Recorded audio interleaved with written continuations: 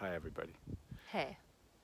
We're going to do a video on resistance and how it's been in our life for the last 5 years.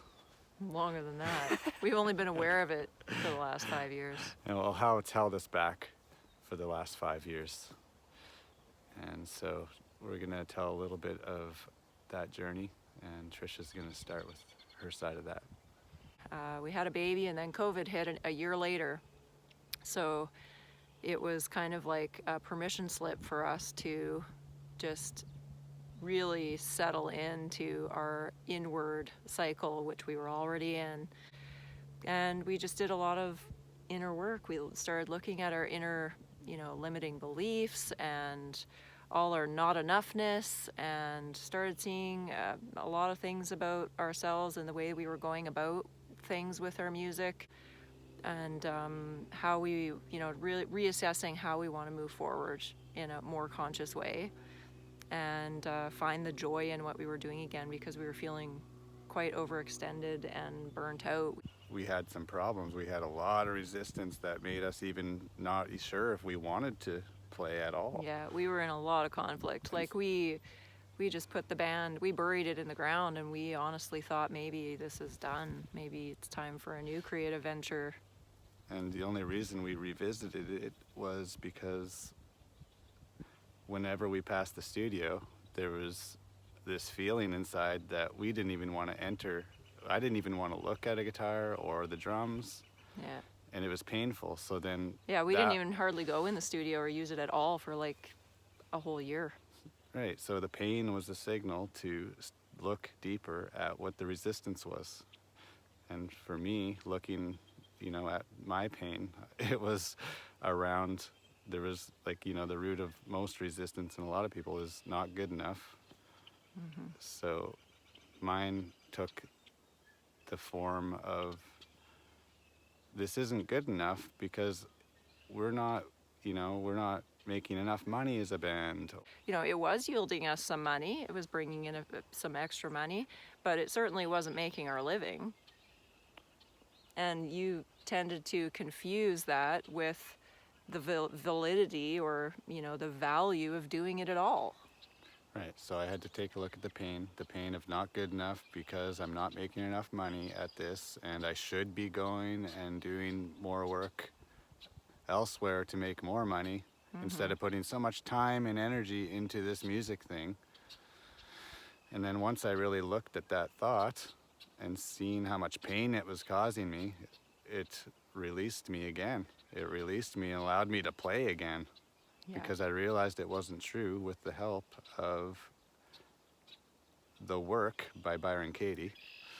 Really, that's a little We'll put some links to her work. Yeah, it's basically a tool to help you question your thoughts, your stressful thoughts that are causing you suffering. And that really is, from our experience, the only way past resistance is questioning the thought that you're believing. Because if you don't, your mind is just going to run you. It will run you, and it'll run you into the ground. And your ego is there. Its whole purpose is to keep you safe. So it's going to keep you in, it's going to, if you're allowing the ego to run you, you're allowing fear to run you. And in order to keep you safe, fear says, oh, well, no, you shouldn't do anything different than you've ever done before. You shouldn't step out of your comfort zone, and you need to just play it safe. But the problem with that is that you never change, and you just stay stuck in the same old suffering. You remain unfulfilled, and you remain fearful, and that's not a good way to live. If you want to feel alive, you can't be living in fear. And we have so many thoughts and beliefs that we pick up from the time, from when we were kids onward.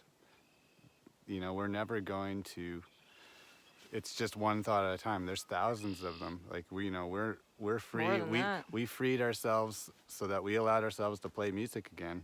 Yet we still have all kinds of other conditions, beliefs, and thoughts that we're questioning all the time. It's our work, and we're presented with that basically every day.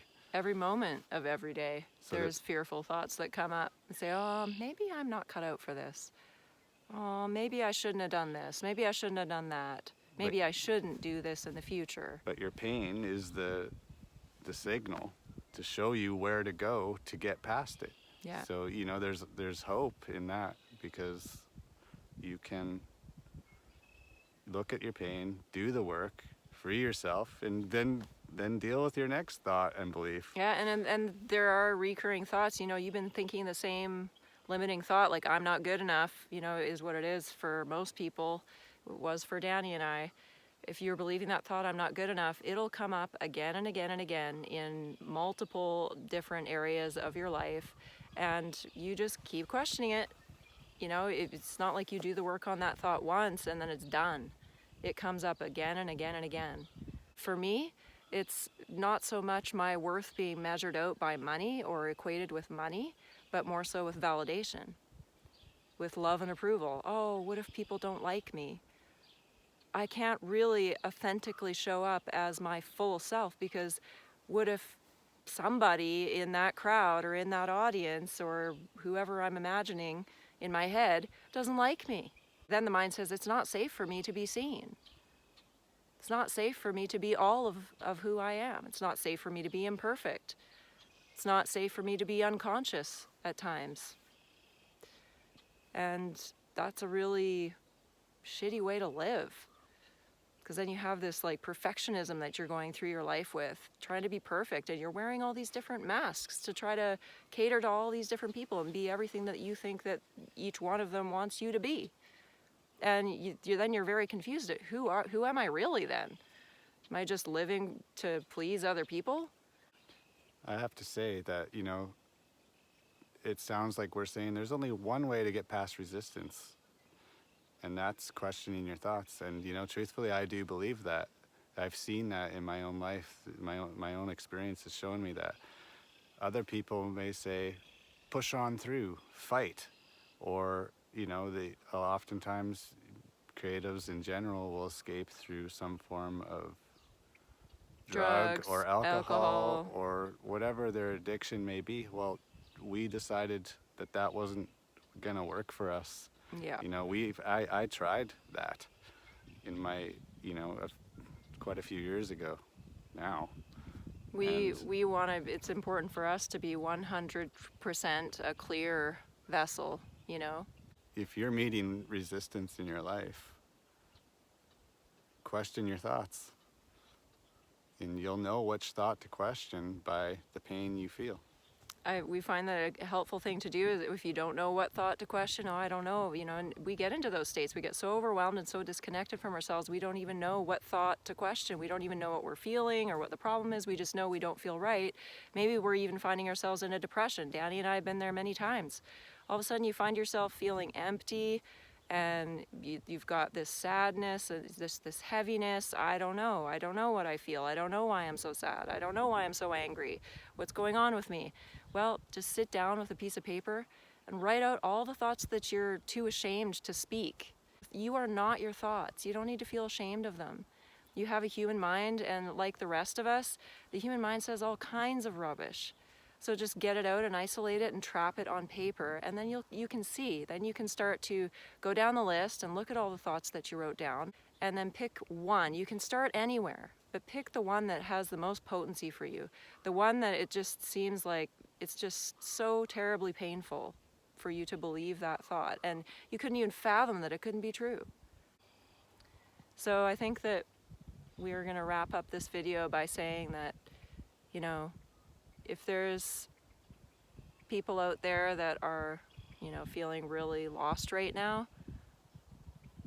really confused, and like their lives are just kind of empty and meaningless, and they've lost all hope, enlightenment is as close as questioning your next thought. That's something that Byron Katie says, and that's really satisfying, comforting to know that. You can go to thework.com and check out her tool, her template. This is not some like new age bandwagon thing. She's not a guru.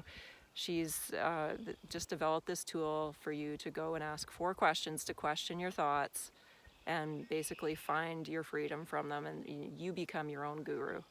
It's all in here. All the keys to your freedom, it's all in your thinking.